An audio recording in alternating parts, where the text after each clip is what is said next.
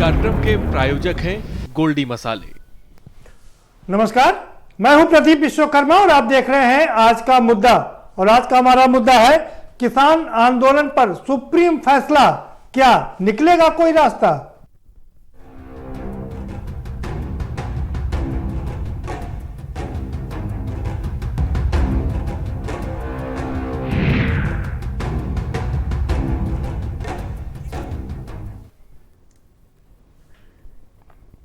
दिया supreme court ने आज अपना सुप्रीम फैसला सुना दिया है और उसमें 7 बहुत ही महत्वपूर्ण बातें कही और इन 7 बातों को लेकर के अपना नजरिया पूरी तरीके से साफ कर दिया। जो सबसे महत्वपूर्ण बात है वो ये कि तीनों कानूनों को होल्ड पर डाल दिया है, यानी कि अभी फिलहाल ये कानून, इन कानूनों को अमली जामा नहीं पहनाया जा सकता। हालांकि ये अलग बात है कि इसको रद्द नहीं किया गया, सिर्फ होल्ड पर डाला गया है। पहली बात कि ये अभी लागू नहीं होगा। दूसरी बात, किसान आंदोलन को लेकर के जो सुप्रीम कोर्ट ने कहा कि 4 सदस्यीय कमेटी बना दी है और वो कमेटी एक सुप्रीम कोर्ट का एक हिस्सा होगी जो अपनी रिपोर्ट सुप्रीम कोर्ट को सौंपेगी, जिसके आधार पर सुप्रीम कोर्ट फैसला करेगा। ये कमेटी जो बनाई गई है उसमें 10 दिन के अंदर अपनी पहली बैठक कर लेगी और इसके लिए सारा इंतजाम केंद्र की सरकार करेगी। दिल्ली में उसको एक जगह देनी होगी और साथ ही साथ में सारे साधन संसाधन भी मुहैया कराने पड़ेंगे। तो उधर बाकी लोगों से कह दिया कि किसानों से कह दिया कि आप अपनी बात इस पे रख सकते हैं, लेकिन किसान शायद इस पे अभी एकमत नहीं हो सके हैं। वो आज रात में भी मीटिंग करेंगे और कल भी मीटिंग करेंगे, उसके बाद निर्णय करेंगे कि क्या वो कमेटी के सामने जाए या ना जाए। ये तो ठीक कुल आज बड़ी बड़ी बातें, लेकिन सवाल ये उठता है कि क्या यहां से कोई रास्ता निकलेगा, क्या कोई फैसला होगा? ये तो बात वही होगी, क्योंकि सरकार भी कह रही थी कि कमेटी बना लेते हैं और कमेटी जो तय करेगी उस पर अमल किया जाएगा। किसान पहले ही इससे इनकार कर चुके थे, लेकिन अब सुप्रीम कोर्ट में साल्वे ने कहा कि इस पर एक कमेटी बना दीजिए, तो सुप्रीम कोर्ट ने एक कमेटी बना दी। सवाल ये उठता है, क्या यहां से कोई रास्ता निकलेगा? क्या अगर सुप्रीम कोर्ट कोई ऐसा फैसला देता है जो किसानों को मंजूर ना हो, तो क्या उसको देश में लागू कराया जा सकेगा? यह अपने आप में सबसे अहम सवाल है। क्यों हम ऐसा क्यों कर रहे हैं? वो इसलिए कह रहे हैं क्योंकि सुप्रीम कोर्ट ने कुछ ऐसे आदेश भी दिए हैं जिनका अनुपालन आज तक नहीं हो पाया है। मसलन रास्ते पर, सड़क पर जो मंदिर मस्जिद बने हैं, करीब 550 की तादाद में मंदिर मस्जिद है, उनको हटाने के सुप्रीम कोर्ट ने आदेश दिए थे, लेकिन आज भी वो अपनी जगह पर सीना ताने खड़े हुए हैं, उनको कोई हटा नहीं पाया। तो हटाएगा कौन? किसानों को हटाएगा कौन? पुलिस का सहारा लेना पड़ेगा। क्या ये संभव है? इसी पर चर्चा करेंगे। हमारे साथ में खास मेहमानों का पैनल जुड़ा हुआ है, हम उनसे आपका परिचय कराएंगे, लेकिन उससे पहले आपको एक रिपोर्ट दिखा देते हैं कि दरअसल आज दिन भर हुआ क्या। ये रिपोर्ट देखिए, अपडेट देखिए, उसके बाद इस पर चर्चा करेंगे।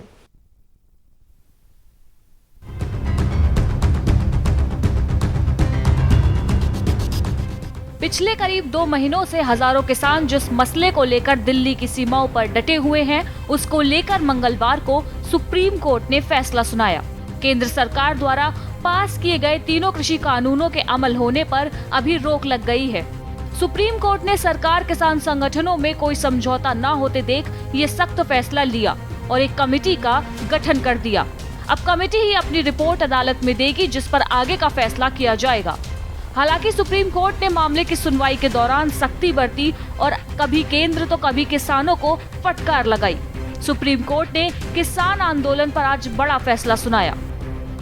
कोर्ट ने केंद्र सरकार के तीनों कृषि कानूनों पर अस्थायी तौर पर रोक लगा दी है। इसके साथ ही कोर्ट ने एक कमेटी का भी गठन किया है।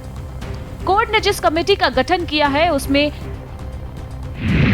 भूपिंदर मान सिंह मान, प्रेसिडेंट भारतीय किसान union, doctor Pramod Kumar Joshi, international policy head, Ashok Gulati, agriculture economist और अनिल धनवत, शेतकरी संगठन महाराष्ट्र को शामिल किया गया है। सुप्रीम कोर्ट के फैसले के बाद बड़ा सवाल है कि क्या किसान संगठन केंद्र सरकार की बनाई इस कमेटी के सामने पेश होंगे। किसान संगठनों की ओर से कल ही साफ कर दिया गया था कि कृषि कानूनों पर रोक का स्वागत है, लेकिन हम किसी कमेटी के सामने पेश नहीं होंगे।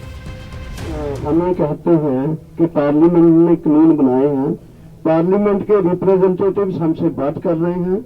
हमारा ये कहना है कि बाहर कमेटी ना बनाई जाए, parliament should come in between, parliament should discuss, Rajya Sabha में डिस्कस करें और उसमें सब चीज जो है हैंडल हो जाएगी। हम कोई बाहर की कमेटी बना के निगोशिएटिंग कमेटी बनाई जाए इसके पक्ष में नहीं है, ये चीजों को टालने के लिए एक्चुअली हो रहा है। और देखिए अभी जो कमेटी में लोग हैं, सुप्रीम कोर्ट में नहीं पता था ये चारों लोग जो है एकदम बड़े बड़े सरकार के आदमी हैं कि हम ऐसी कमेटी के सामने पेश नहीं होंगे। हमारा आंदोलन एज इट इज सरकार के साथ चलता रहेगा। दूसरी बात, वो कमेटी भी जो बनी है ये डायरेक्टली और इनडायरेक्टली किसी भी तरह हम उसको नहीं मानते, लेकिन वो सारे के सारे जो कमेटी के मेंबर्स हैं वो प्रो गवर्नमेंट है।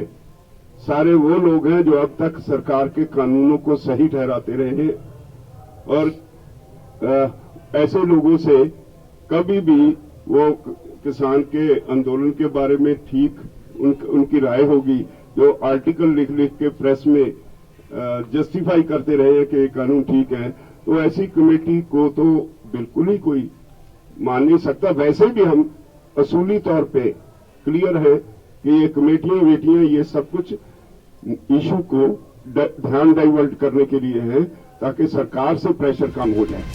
आंदोलनकारियों का समर्थन कर रहे वकील विकास सिंह ने कहा है कि लोगों को रामलीला मैदान में जगह मिलनी चाहिए, ऐसी जगह जहां प्रेस और मीडिया भी उन्हें देख सके। प्रशासन उसे दूर जगह देना चाहता है। किसानों की जीत है, किसानों की जीत है। माननीय सर्वोच्च न्यायालय सुप्रीम कोर्ट ने जो हम लोगों की पिटीशन थी सुप्रीम कोर्ट में इन कानूनों के खिलाफ, ये कानून लागू नहीं होने चाहिए, उन कानूनों को लागू न करने के लिए सुप्रीम कोर्ट ने आज स्टे कर दिया है और कमेटी गठित करने के लिए हमने कुछ नाम सुझाए थे। ऑनरेबल जस्टिस मार्कंडे काटजू, कुरियन जोसेफ और भी जस्टिस के नाम बताए गए, उनके नाम पर विचार करके आगे कमेटी गठित की और भारतीय किसानों के जितने किसानों के संगठन है, ऑर्गेनाइजेशन है, उन सब के अध्यक्ष को उस कमेटी में रखा जाए। हमने कहा विज्ञान भवन बहुत बड़ा है, उसमें कमेटी जब भी बुलाई जाए, मीटिंग हो तो उनके अध्यक्षों को बुलाया जाए और उसके साथ अगर लीगल रिप्रेजेंटेटिव की जरूरत है उनके एडवोकेट को बुलाया जाए, जिससे आगे सारी प्रोसीडिंग हो सके। बता दें, भले ही सुप्रीम कोर्ट ने कृषि कानूनों के अमल पर रोक लगा दी हो, लेकिन किसानों के तेवर अभी नरम पड़ते नजर नहीं आ रहे हैं, क्योंकि किसान नेता राकेश टिकैत ने यह साफ कर दिया है कि 26 जनवरी को ट्रैक्टर परेड निकाली जाएगी और आंदोलन तब तक जारी रहेगा जब तक कृषि कानून रद्द नहीं किए जाते।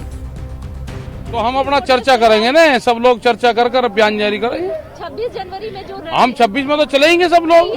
हाँ नहीं ठीक है, दिल्ली पुलिस को बताना चाहिए भाई हमको रूट दे दो, हमको 1 घंटे बाद का दे दो परेड में शामिल होने का। भाई उनकी 6 बजे निकलती है, हमको 7 बजे का। हमारा आंदोलन जारी रहेगा, आंदोलन हमारा जारी रहेगा, आंदोलन हमारा खत्म नहीं है, हम आंदोलन अपना करते रहेंगे। किसान संगठन लंबे वक्त से कानून वापसी की अपील कर रहे हैं। सरकार के संशोधन और कमेटी के प्रस्ताव को वो ठुकरा चुके हैं, लेकिन अब सुप्रीम कोर्ट ने सख्ती से कमेटी बनाने और हल निकालने की बात कही है। स्पेशल डेस्क के न्यूज इंडिया।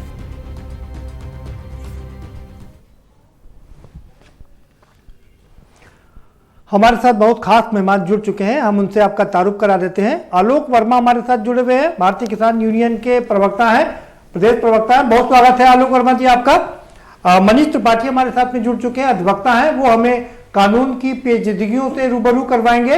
और 2 और खास मेहमान, मनोज यादव समाजवादी पार्टी के वरिष्ठ नेता और प्रवक्ता हमारे साथ जुड़ चुके हैं, आपका भी स्वागत है। प्रभाकर पांडे भी बहुत वरिष्ठ प्रवक्ता है कांग्रेस के, आपका भी बहुत स्वागत है। सीधा रुख करेंगे आलोक वर्मा का। आलोक वर्मा, आप बताइए क्या होगा? सुप्रीम कोर्ट ने अपना सुप्रीम फैसला सुना दिया है, आपकी आगे की रणनीति क्या है? कह रहे थे शाम को मीटिंग करेंगे और कल भी मीटिंग करेंगे। ने अपना फैसला सुनाया है, हम इसका स्वागत करते हैं।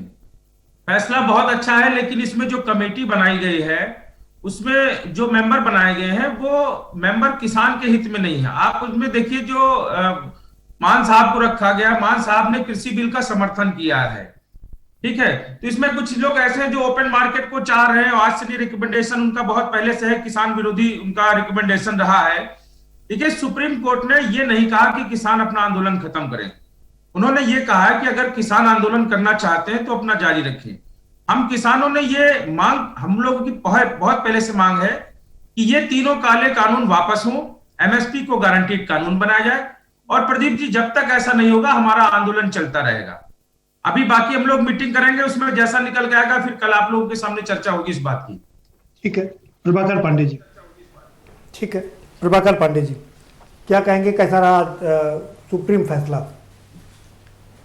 ऐसा है विश्वकर्मा साहब की भाजपा सरकार जब अपने भारतवर्ष में राज्यारोहण की तैयारी कर रही थी, अपनी अभिषेकता के लिए ललाई थी, परेशान थी, उस समय एक पंक्ति लेकर आया सोशल मीडिया पर कि अब की बार भाजपा सरकार, एक दिन बाद ही उसको परिवर्तित कर दिया गया कि अब की बार मोदी सरकार। उसी समय इस बात का अंदेशा भारतवर्ष के आम जनमानस को हो गया था कि अब लोकतंत्र रुग्ण हो जाएगा, वृद्ध हो जाएगा, उपेक्षित हो जाएगा और राजतंत्र हावी हो जाएगा। यह राजतंत्र का साक्षात नमूना आपको देखने को मिला हर मुद्दे पर, प्रत्येक मुद्दे पर। अब विश्वकर्मा साहब क्षमा चाहकर एक बात कहना चाहूंगा, इसमें कहीं कुछ नहीं, इस कानून को इनको समाप्त करना बहुत आसान बात थी।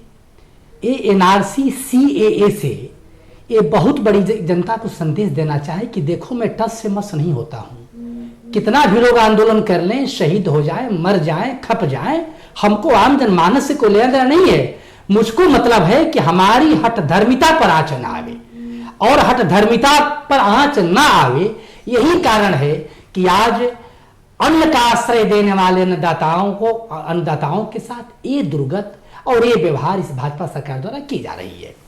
आज के फैसले के विषय में क्या कहेंगे आपने? जी विश्वकर्मा साहब, माननीय सर्वोच्च न्यायालय ने अपने विवेक से पहली बात की तो बहुत डूब मरने की बात है कि विधायिका के कार्य में बार बार न्यायपालिका को हस्तक्षेप करना पड़े, इससे बड़ी लोकतंत्र की दुखद स्थिति नहीं हो सकती है।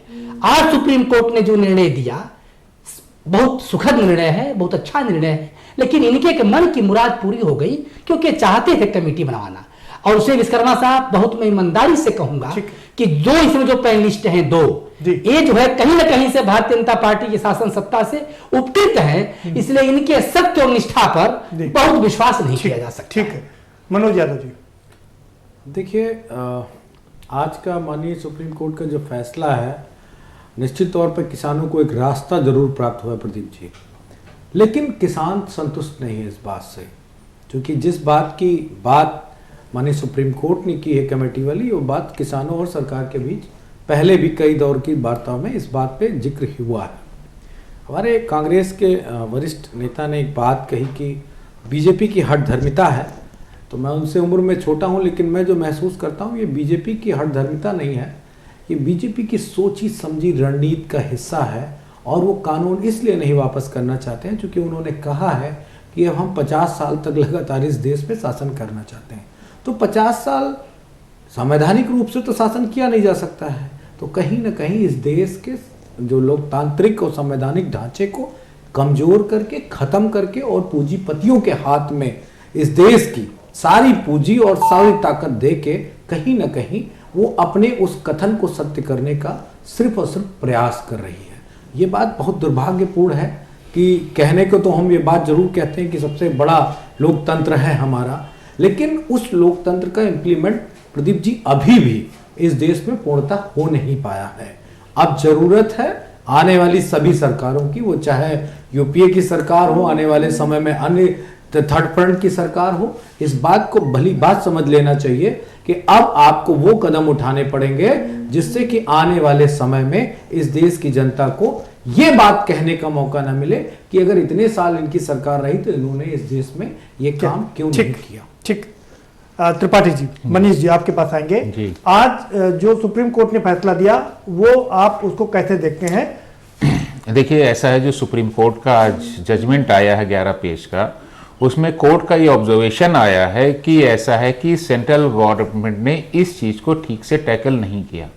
और जो ये भी सुप्रीम कोर्ट ने कहा कि हम इस चीज को नजरअंदाज नहीं कर सकते कि वहां मौके पे बच्चे, महिलाएं, ठंड में और कई लोगों की उसमें जान भी चली गई और हम लोग दर्शक नहीं बन सकते। और ये भी आया कि साहब हम कार्यपालिका विधायिका में इंटरफेरेंस नहीं कर सकते न्यायपालिका, लेकिन हम मूक दर्शक नहीं बन सकते। इस वजह से जो 3 बिल 27 सितंबर को जो पारित हुए थे उसकी इंप्लीमेंटेशन पे रोक लगा दी और 4 मेंबर्स की एक कमेटी गठित की है और कहा है कि जितने भी किसान यूनियंस के प्रो एंड कॉन के जितने भी पक्ष और विपक्ष उनसे हम मिल करके इसका कोई सामंजस्य निकाल करके कोई रास्ता निकालिए और 8 हफ्ते का सुप्रीम कोर्ट ने समय दिया है। तो ये आशा करते हो सकता है इसमें कोई इंप्लीमेंटेशन पे रोक लगने के बाद हो सकता है ये मामला, जो कि मेन चीज ऑब्जर्वेशन जो सुप्रीम कोर्ट का है कि वहां पे मौके की जो स्थिति है, जो आज की तारीख में कोविड-19 प्लस मौसम को लेकर के और बाकी महिलाएं बच्चे मौके पे जो दिख रहे हैं उसको नजरअंदाज न करते हुए इंप्लीमेंटेशन पर रोक लगाइए और कोई निर्णय इसमें आ सके। ठीक, मैं आप ही से आज अपनी चर्चा की शुरुआत करूंगा, आपसे समझने की कोशिश करूंगा किसकी जीत किसकी हार। क्या सरकार की जीत हुई है, किसान की हार हुई है, या किसान की जीत हुई है, सरकार की हार हुई है? नहीं, इसमें त्रिपाठी जी, मनीष जी।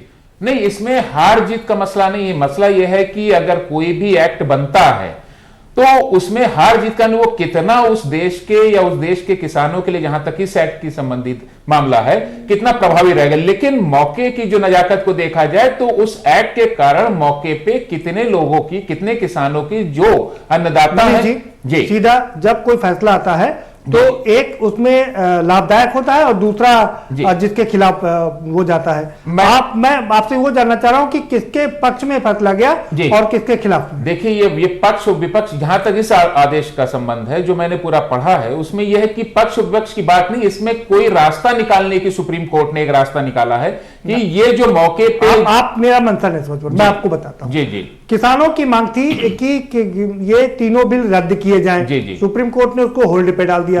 किसानों की मांग थी एमएसपी जारी रखी जाए, सुप्रीम कोर्ट ने इसको जारी रखा। सुप्रीम कोर्ट ने कह दिया किसी की जमीन पर कब्जा नहीं किया जाएगा। ये सारी बातें किसानों के पक्ष में जाती हैं।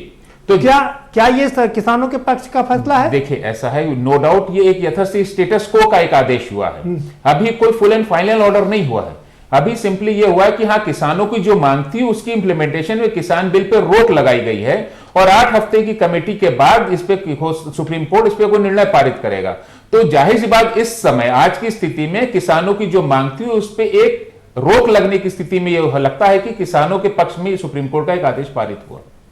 अब दूसरी तरफ हम ये देख लेते हैं, सुप्रीम कोर्ट ने यह भी कहा कि हम एक कमेटी बना देते हैं और कमेटी में सारे लोग अपनी बात रखें। ये बात तो सरकार पहले ही कह रही थी। जी। अब तो इसका मतलब तो सरकार की जीत हो गई। जी। अब कमेटी, जहां तक कमेटी का स्तर है कि इसकी जो सुप्रीम कोर्ट की गाइडलाइंस के बिहाफ पे जो कमेटी गठित की गई है उस कमेटी के बिहाफ पे सुप्रीम कोर्ट का यह भी ऑब्जर्वेशन आया है कि आप सारे पक्षों से अपनी बात करो। अभी तक तो सरकार केवल पक्ष जो मौके पे जो मौजूद किसान थे उनसे बातचीत कर रही थी, पक्ष और विपक्ष के सारा ऑब्जर्वेशन लेकर नहीं, मैं वही बात कर रहा हूं। लेकिन जो मांग सरकार की मांग थी और जो सालवे साहब ने भी सुप्रीम कोर्ट से अपील की, सुप्रीम कोर्ट ने उस बात को मान लिया कि कमेटी गठित कर दिया। ये बात तो सरकार तब से कह रही कि मैं कमेटी बना देते हैं और उस पर चर्चा कर लेते हैं। जी नहीं, जाहिर सी बात है, बिल्कुल सही आप कह रहे हैं कि वाकई ये सुप्रीम कोर्ट के आदेश के बिहाफ पे जो कमेटी गठित की गई है, सरकार का पक्ष नो डाउट इसमें इस बल पे जो बात कई बार से सरकार इस बात पे कह रही थी कि साहब कमेटी गठित की जाए और सुप्रीम कोर्ट के जाहिर सी बात इस बिंदु पे सुप्रीम कोर्ट के बिहाफ पे सरकार का ये पक्ष न्यायालय उस जजमेंट में आया। जी ठीक है। आलोक वर्मा जी, आपकी जीत या आपकी हार? ना हम पहले हारे थे और ना अब हारे हैं। हम हार अपनी नहीं मान रहे हैं। हमने पहले भी कहा कि सुप्रीम कोर्ट ने जो फैसला नहीं, मैं इस फैसले की रोशनी में आपसे बात कर रहा हूं। ये जो फैसला आया है उसमें आपको अपनी जीत दिखाई दे रही है या हार दिखाई दे रही है? इसमें हमारी जीत नहीं, हम ये मानते हैं, क्योंकि इसमें जो जितेंद्र मान को रखा गया है उन्होंने कृषि बिल का समर्थन किया था और एक कृषि अर्थशास्त्री है, उन्होंने अपनी रिकमेंडेशन जितने भी बिल आए हैं किसानों के खिलाफ में उसमें उन्होंने अपनी रिकमेंडेशन दे दी। ये ओपन मार्केट के पक्षधर हैं। हम इस बिल को वापस कराएंगे और सुप्रीम कोर्ट ने जो बिल को होल्ड करने के लिए कहा है, ठीक है, वो अपना बिल होल्ड कर दे। हम तो यही चाह रहे थे ना कि बिल को होल्ड किया जाए, लेकिन जो सुप्रीम कोर्ट ने कमेटी बनाई है उस कमेटी में जो लोग हैं वो किसानों को स्वीकार नहीं है। प्रदीप जी, लेकिन सवाल यह है कि आपकी जितनी मांगे थी आलोक वर्मा जी वो सारी मान ली गई। नंबर 1, कानून पर पाबंदी लगा दी गई, रोक लगा दी गई। ये कानून अभी इंप्लीमेंट नहीं होगा, इससे बड़ा तो कोई फैसला नहीं हो सकता है ना, फिर आप इस पर एग्री क्यों नहीं कर रहे? कानून को रोक लगाइए, और उसमें साथ में यह भी कहा गया है कि हम इसको लंबे समय तक नहीं रोक सकते हैं। इसका मतलब है कि इस 2 महीने के अंदर कमेटी को अपनी रिपोर्ट देनी होगी। कमेटी चाहिए, बताओ कमेटी में कौन है? कमेटी में तो सरकार के लोग हैं। वो बिल को कहा, वो तो बिल के समर्थन में है। आप देख लीजिए जो बिल के समर्थन में सरकार ला रही है। प्रदीप जी, मैं आपको बताऊं, एक भारतीय जनता पार्टी के लखनऊ के ही पूर्व जिलाध्यक्ष हैं रामनिवास यादव, ठीक है, लखनऊ में भारतीय जनता पार्टी के जिलाध्यक्ष थे, और जब वो जिलाध्यक्ष पद से हटे तो उन्होंने राष्ट्रीय अन्नदाता नाम की एक किसान संगठन बना लिया और चिट्ठी लिखकर उस बिल का समर्थन कर दिया। ये ऐसे समर्थन करने वाले हैं, तो हमारे देखो, हमारे जो आंदोलन है ये चलता रहेगा ऐसे, और इस आंदोलन को हम तब तक वापस नहीं लेंगे, तब तक खत्म नहीं करेंगे जब तक ये कानून वापस नहीं होंगे और एमएसपी को गारंटीड कानून नहीं बनाया जाएगा। प्रदीप जी, सुप्रीम कोर्ट ने ये कहा है कि जो एमएसपी वो जारी रहेगी, वो तो सरकार की भाषा हो गई, हमें कानून चाहिए उस पर। नहीं, इसके अलावा एक और बात कही है आलोक वर्मा जी, उन्होंने कहा कि जमीन से बेदखल नहीं किया जाएगा, जिसका आपको डर सता रहा है। जमीन से दखल बेदखल की बात ही खत्म हो जाएगी। कानून को रोका गया है, कानून को रोका गया, ना कि खत्म किया गया। जाएंगे कि नहीं जाएंगे जल्दी से जी?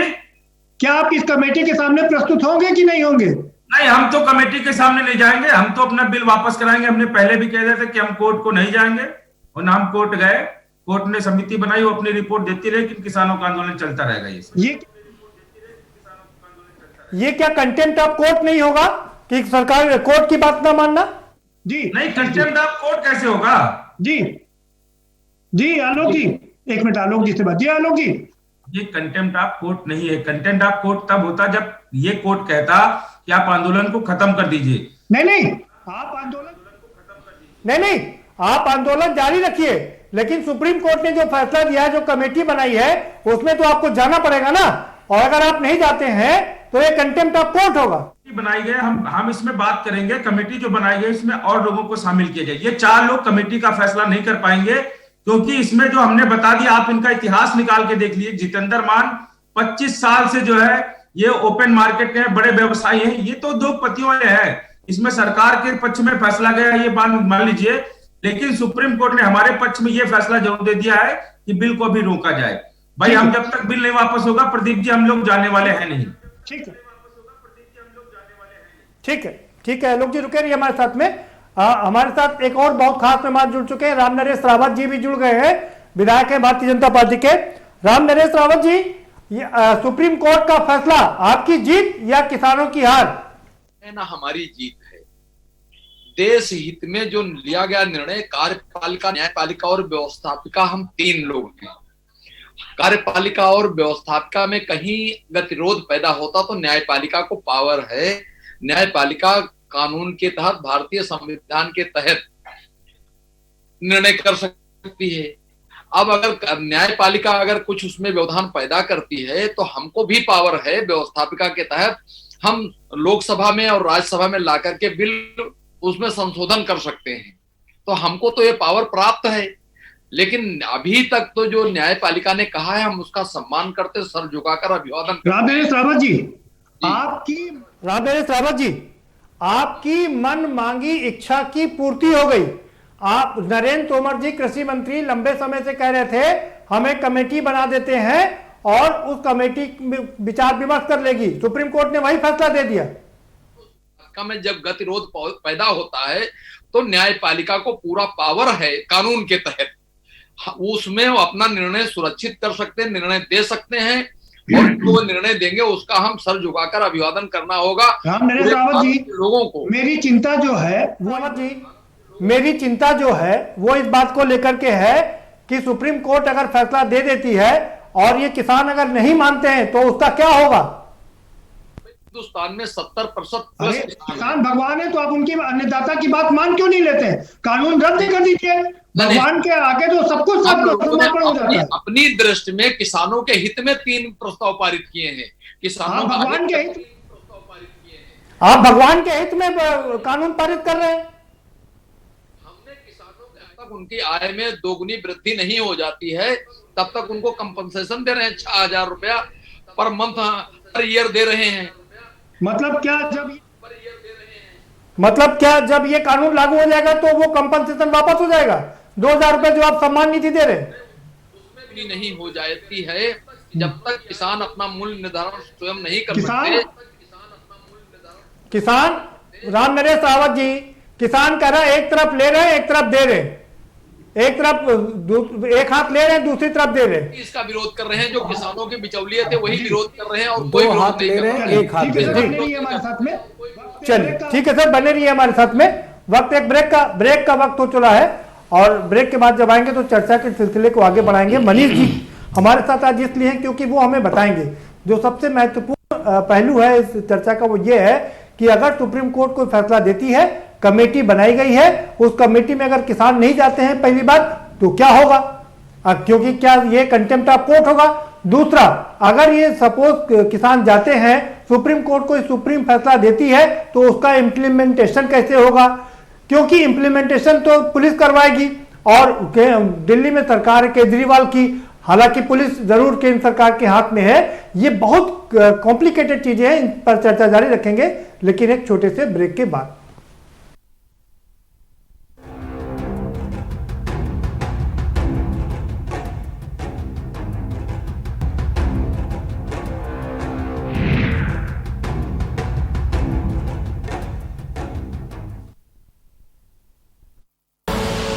आप देख रहे हैं के न्यूज, खबरों का सारथी। मस्त है, बड़े मस्त है, टेस्ट में भी लज्जत है। बावर्ची की सोया बड़ी, बावर्ची न्यूट्री सोया बड़ी और टेस्ट में बड़े मस्त है। GGS Education Group launches 20% discount on academic fee of courses MBA, BBA, BCA, BFSI and GM, D Pharma, B Pharma. Offers best infrastructure, best transport facility, best academic service and best placement service. Register today to avail 20% discount. Call 9971 496 497 or visit the campus Kanpur Lucknow Highway near Unnao. GGS Education Group. स्वाद और खुशबू में झूम के भाई लेके आए गोल्डी मसाले। गोल्डी मसाले, खुशबू और स्वाद ऐसा तो रिश्तों में गुस्सा कैसा। खुदी को आजमाया है तो ये अंदाज आया है, खुदी को आजमाया है तो ये अंदाज आया है। तुम में भी मैं हूँ, शुद्ध प्लस पान मसाला। आप देख रहे हैं के न्यूज, खबरों का सारथी।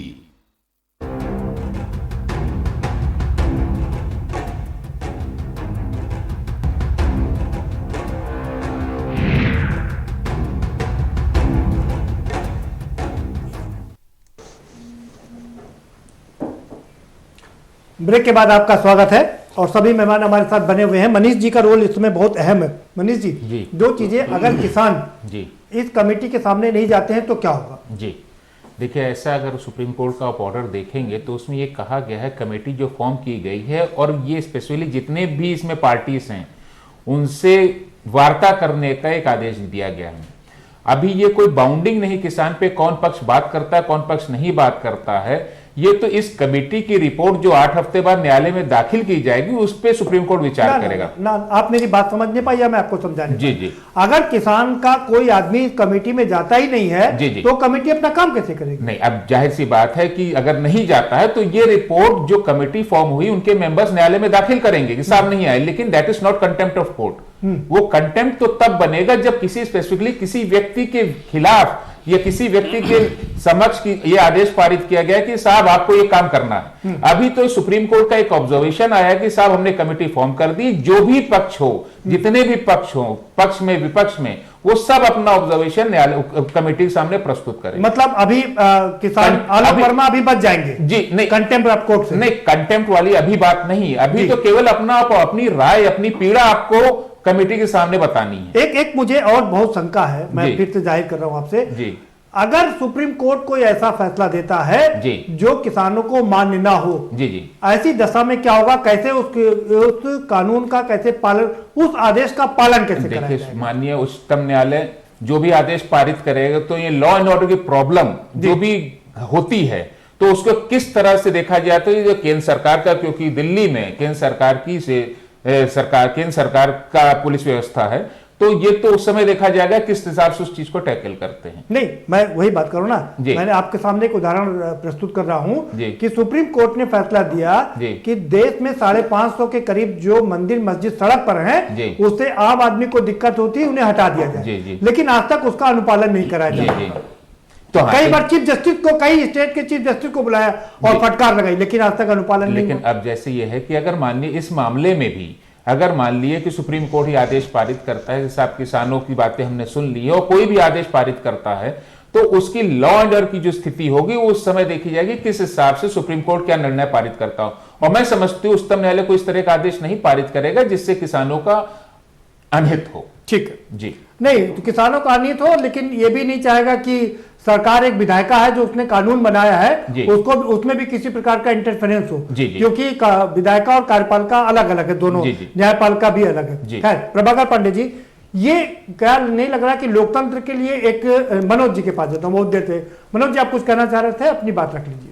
देखिए प्रदीप जी, सरकार साम दाम दंड भेद सब अपना रही है, लेकिन सरकार पूरी तरीके से फंस चुकी है, और फंस इसलिए चुकी है कि ये लड़ाई होशियार लोगों से लड़ाई नहीं थी सरकार की, इस देश के किसान से लड़ाई थी, जो बहुत सीधा है, संयमित है और बड़ी सौम्यता के साथ, बड़ी धीरता के साथ अपनी चीजों को वो रखता है, क्योंकि वो बीज बोता है और 6 महीने बाद कुछ फसलों को तो 1.5 साल बाद काटता है। ठीक है, तो उसके अंदर एक संयम है। तो सरकार फंसती नजर इसलिए आ रही है। मुझे कल रात को ही इस बात का इल्म हो गया जब कई सारे किसानों की प्रेस विज्ञप्ति आई थी कि भले अगर वो कमेटी की बात करते हैं, लेकिन ना तो हम अपना धरना खत्म करेंगे और तब तक नहीं हटेंगे जब तक कि कानून वापस ना हो जाए।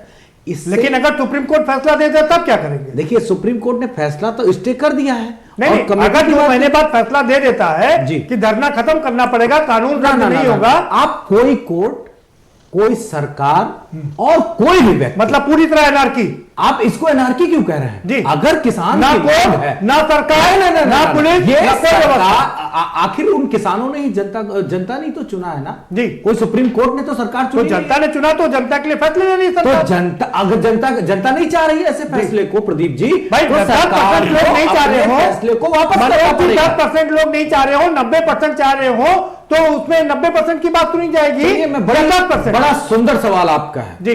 90% लोगों के सिग्नेचर दिखा देना सरकार कि वो लोग उसके समर्थन में खड़े। अच्छा, उससे भी सरल बात बता देता हूं।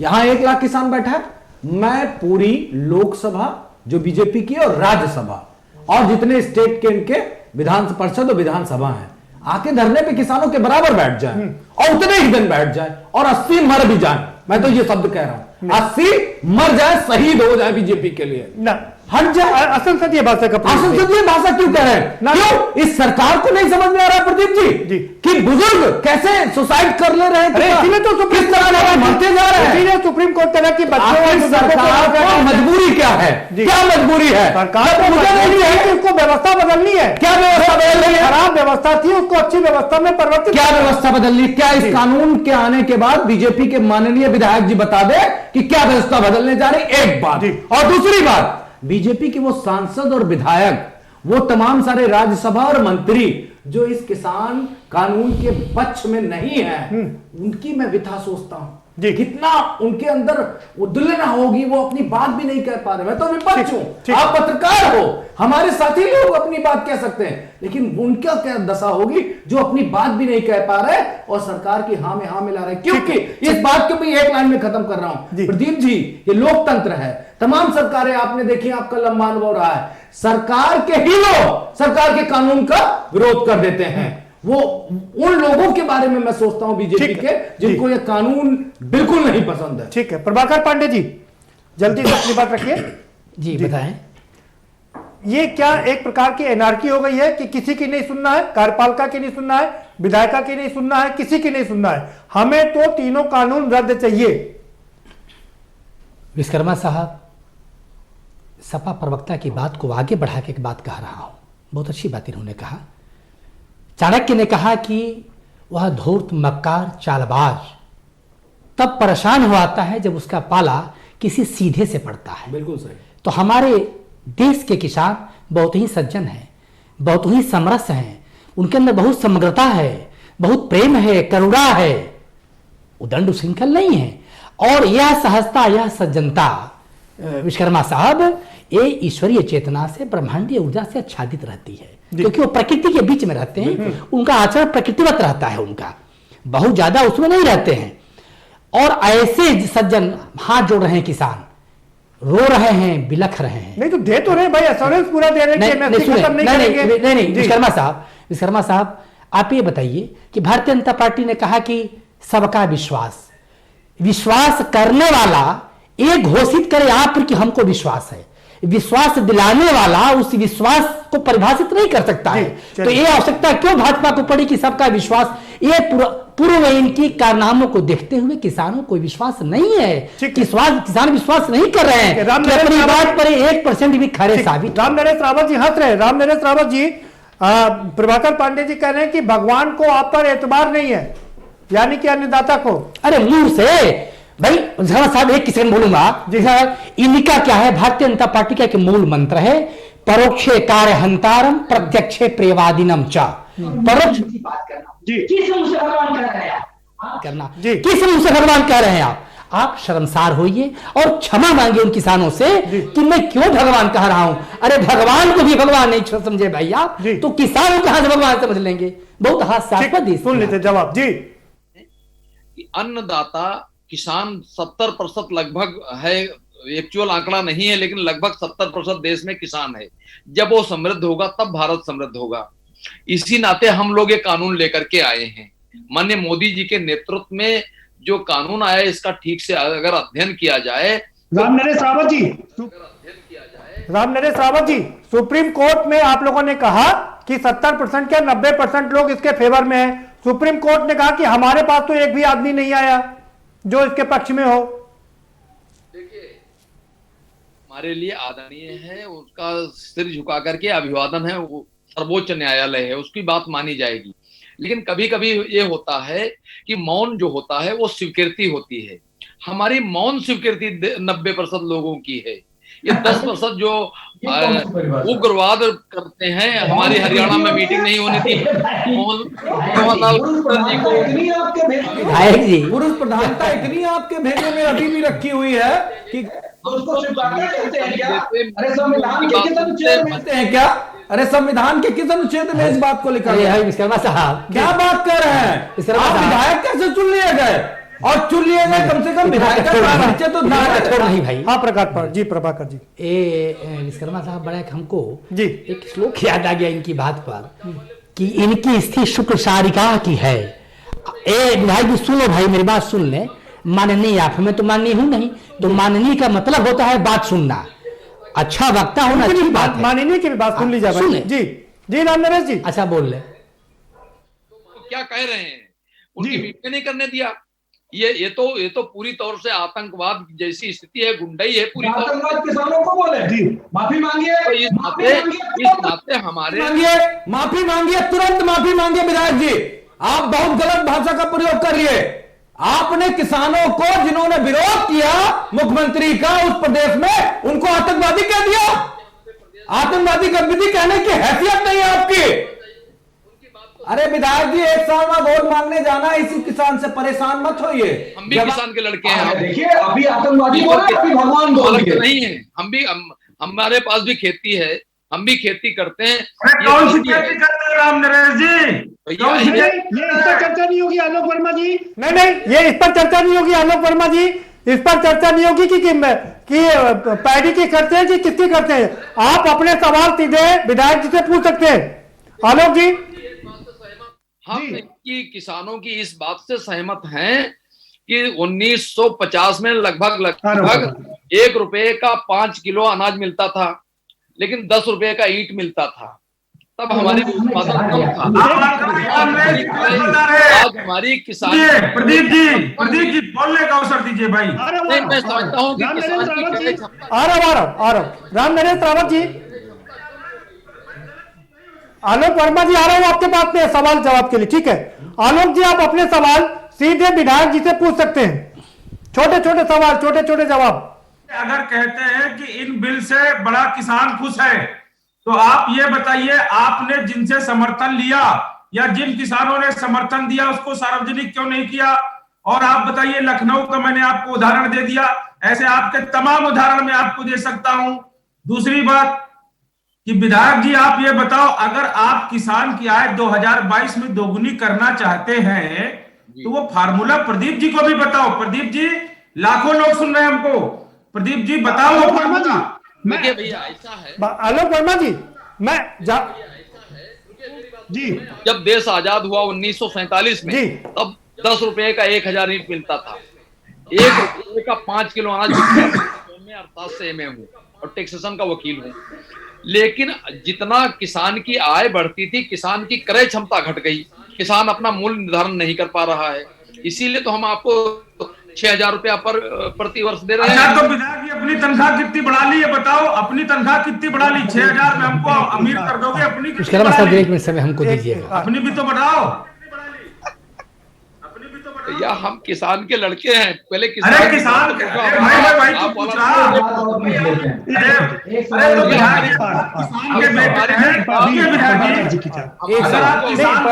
प्रभाकर जी की चाह, तो आप इस चैनल पे आज घोषणा करिए कि हम 6000 में ही अपनी विधायक पेंशन ले लेंगे, 6000 में खुश हैं। अगर आप बैठे हैं तो वादा करिए कि हम पूरी विधायक निधि को छोड़, अपनी पेंशन, अपनी तनख्वाह को पूरा छोड़िए और खेती करिए और 6000 रुपया लीजिए मोदी जी से, बस छोड़ दो। आलोक वर्मा जी, नहीं भाई, आलोक वर्मा जी, बात इन सब पर नहीं हो रही है, बात सुप्रीम कोर्ट के सुप्रीम फैसले पर हो रही है और चर्चा भटक रही है, मुझे लग रहा है वापस वहीं पर आ रहे हैं। आलोक वर्मा जी, बात चर्चा को भटक, प्रभाकर पांडे जी जल्दी से अपना सवाल पूछ लीजिए। जी, आलोक वर्मा जी आ रहे हो आपके पास में, प्रभाकर पांडे जी सवाल पूछना चाह रहे हैं विधायक जी से। जी, अरे रावत जी, एक बात मैं पूछना चाह रहा हूं कि भारतीय जनता पार्टी के हर विधायक, हर एमपी, हर मंत्री, पीएम से लेकर सीएम तक ये किसानों का सम्मान निधि किसानों को देकर बहुत बड़ा एहसान कर दिया है क्या? ये बार बार एहसान जता रहे हैं भैया आप लोग। हमने किसानों को 2000 दिया, क्या किसान भिखारी हैं? किसान भिखमंगे हैं? आप क्यों बार बार एहसान जता रहे हैं? इसके लिए किसान एक बात कहना बंद कीजिए आप लोग और किसानों से सामूहिक क्षमा मांगिए। इस बात को मैं कई दिनों से सुन रहा हूं, हम सम्मान निधि दे रहे हैं, सम्मान निधि दे रहे हैं, ये एहसान देकर कहा नहीं आता है मित्र। और रावत जी, बार बार आप लोग मत करिए, इससे जो है सभी पार्टियां इससे हाथ। राम नरेश रावत जी, एक मिनट आ रहा हूं। राम नरेश रावत जी, आलोक जी आ रहा हूं आपके पास। वो कह रहे हैं कि ये पैसा तो सरकार का है, ये देश की जनता का टैक्स का पैसा है, आप बार बार क्यों क्लेम कर रहे हैं? क्यों कह रहे हैं? इससे किसान अपमानित हो रहे हैं, जिनको आप दिए हैं उनको धिक्कार रहे हैं यहाँ पे बात कहकर। इस बात का मैं कड़ा विरोध करता हूं, कांग्रेस पार्टी कड़ा विरोध करती है। ठीक है जी, राम नरेश जी, प्रत्यक्ष तो इसीलिए किसान को उतनी आय नहीं हो पाती, इसीलिए हम खेती पर कर नहीं लगाते हैं, किसी प्रकार का कृषि उत्पाद पर कोई कर नहीं है। प्रदीप जी, मैं बोलूंगा, आलोक जी अभी आपके पास आऊंगा, रुकिए, आपके पास आऊंगा, रुकिए। मनोज जी अपना सवाल पूछ सकते हैं। देखिए, आलोक वर्मा जी आ रहा हूं, 1 मिनट। आलोक जी 1 मिनट रुक जाइएगा, 1 सेकंड आलोक जी 1 सेकंड। अरे हाँ ठीक है, मैं मेरा क्वेश्चन हो जाने दीजिए, इसके बाद आप सवाल पूछिएगा। मैं प्रदीप जी पूछना चाहता हूं, 1 मिनट आदरणीय माननीय हमारे विधायक जी, आप सिर्फ ये बता दीजिए। राम नरेश जी, सवाल सुन लीजिए जी।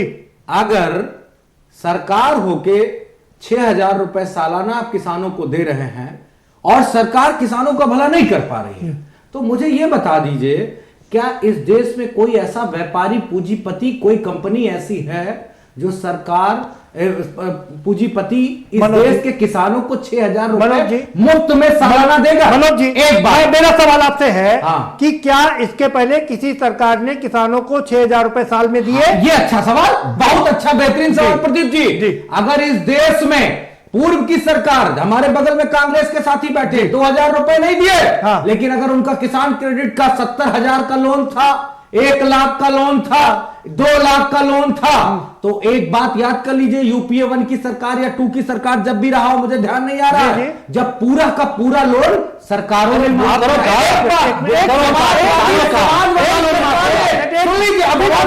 सवाल पूछा, तो उसका सवाल सुनिए ना, अभी ऐसा भी सवाल ये है, क्या भाई राम नरेश जी, क्या 76,000 करोड़ रुपए सिर्फ कर्ज था इस देश में किसानों पर?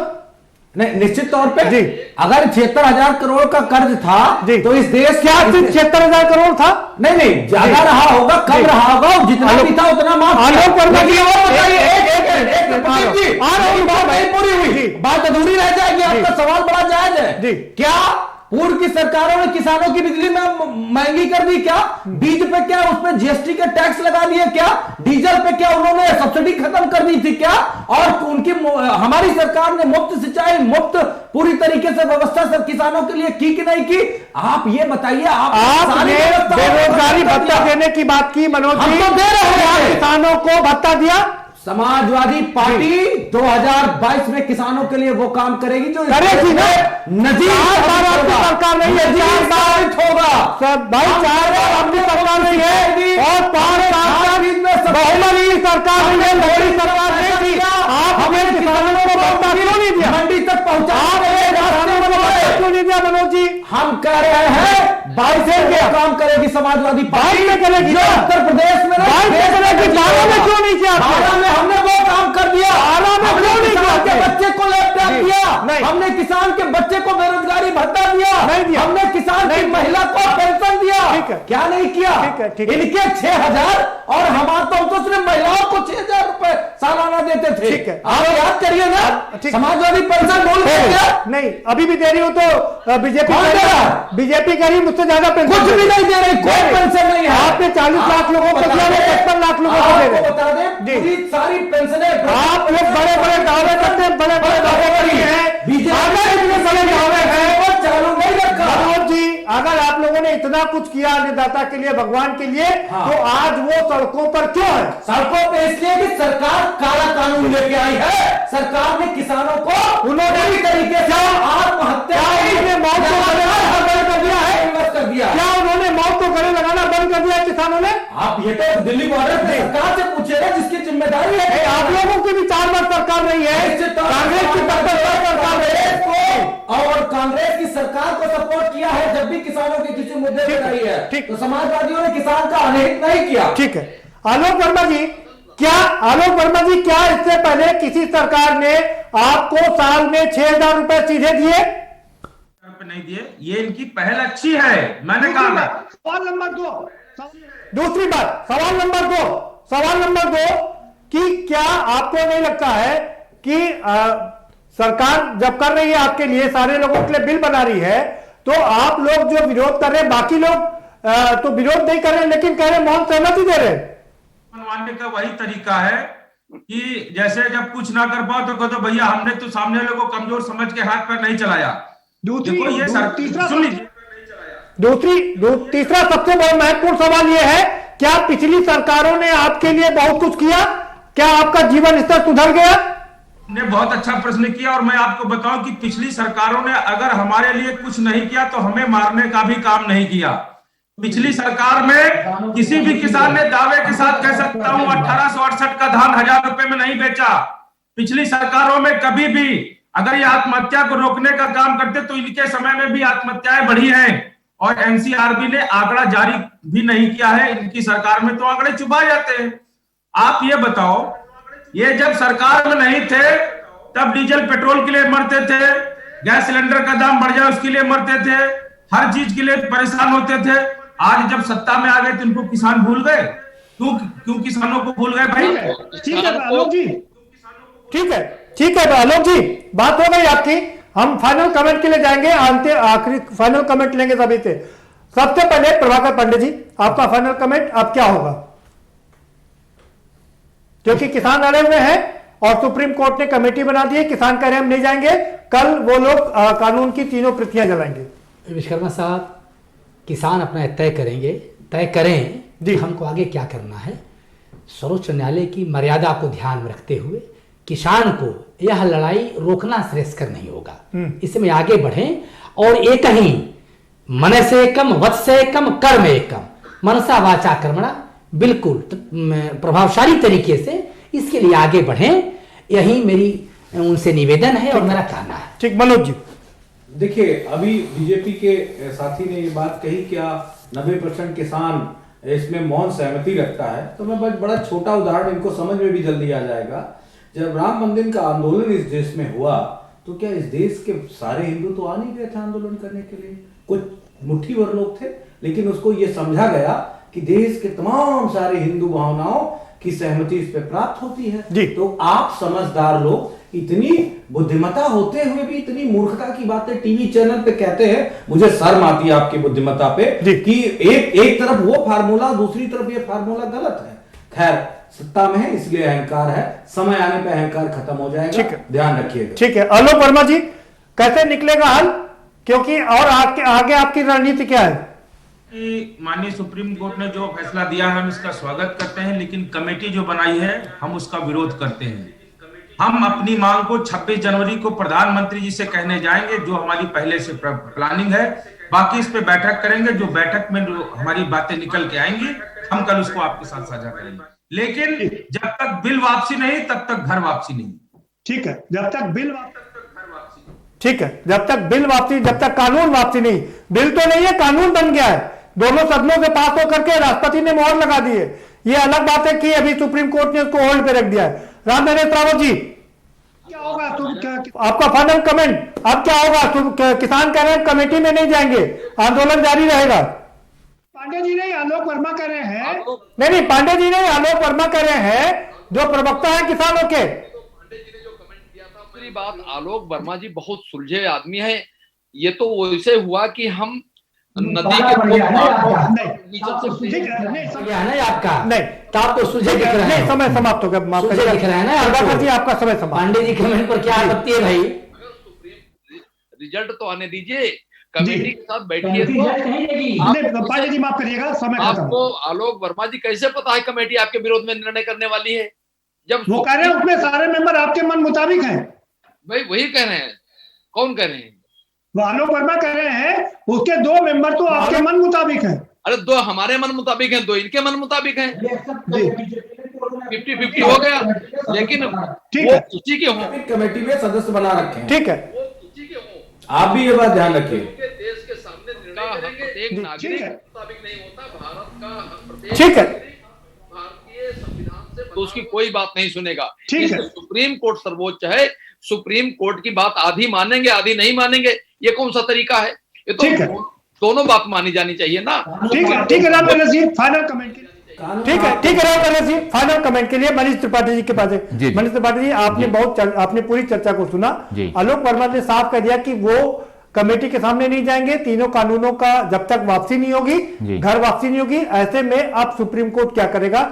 आप बड़े वकील हैं जी, कैसे आने? वर्मा जी ने जो भी कहा कि साहब हम कमेटी के सामने नहीं जाएंगे जी, तो मेरा ये कहना है कि साहब ये देश संविधान से चलता है, जो भी इनकी पीड़ा हो, ये बात है कमेटी के 2 मेंबर इनके हैं या उनके हैं, जो भी इनका वर्ग हो, ये सुप्रीम कोर्ट के सामने जाकर के अपनी बात कहें। और ये क्यों नहीं सोचते कि साहब वहां पे इनको न्याय मिलेगा? हम सभी लोग कोई भी मामले में न्यायालय में जाते हैं तो पहले से प्रिडिक्शन ले रहे हैं साहब ये नहीं हो सकता, ऐसा नहीं हो सकता। अपनी बात जाकर के ये कहें, और ये अगर इनको पीड़ा है कि साहब वो 2 मेंबर कमेटी के हमारे नहीं है उनके नहीं है, तो जो ग्राउंड्स लेकर के बातें अपनी कहेंगे और हम आशा करते हैं साहब वहां से न्याय मिलेगा। तो मेरा ये ऑब्जर्वेशन है कि साहब जो भी इनके पक्ष हो ये न्यायालय के समक्ष उपस्थित हो और संविधान के दायरे में करके अपनी बात कहें। अगर नहीं जाते तो क्या होगा ये बता? नहीं जाते तो इस पे सुप्रीम कोर्ट अपना विचार करेगा कि क्या करना है, लेकिन अभी तक तो स्थिति यही है। सुप्रीम कोर्ट कर क्या सकता है? सुप्रीम कोर्ट आज की स्थिति में, आज के आदेश के बिहाफ पे तो केवल 3 ऑर्डर्स पे, इंप्लीमेंटेशन पे, 3 कानून बिलों पे रोक लगाई है। आगे के कमेटी में नहीं जाएगा तो सुप्रीम कमेटी के ऑब्जर्वेशन पे देखिए, कंटेम्प्ट की प्रोसीडिंग तब होती है जब हमने सुप्रीम कोर्ट ने स्पेसिफिकली किसी, मैं आपसे सवाल पूछ रहा हूं, तब क्या होगा अगर ये किसान कमेटी में नहीं जाते हैं तो सुप्रीम कोर्ट क्या करे? नहीं करे तो उसके बाद सुप्रीम कोर्ट अपना ऑब्जर्वेशन लेगा कि किस बिहाफ पे उसको, जो भी कमेटी का ऑब्जर्वेशन आएगा उस पर सुप्रीम कोर्ट अपना निर्णय पारित करेगा। चलिए, बहुत शुक्रिया। आप सभी मेहमानों का बहुत शुक्रिया इस चर्चा में शामिल होने के लिए। तो मामला बुरी तरीके से फंस गया है।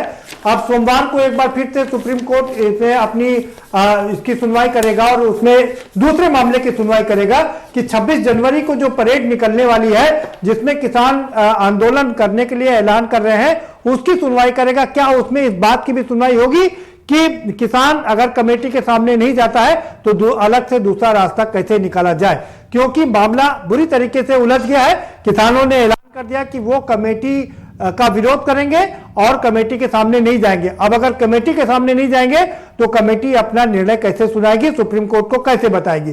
फिलहाल इस कार्यक्रम में इतना ही। आप हमें दीजिए इजाजत और बाकी खबरों के लिए देखते रहिए के न्यूज इंडिया।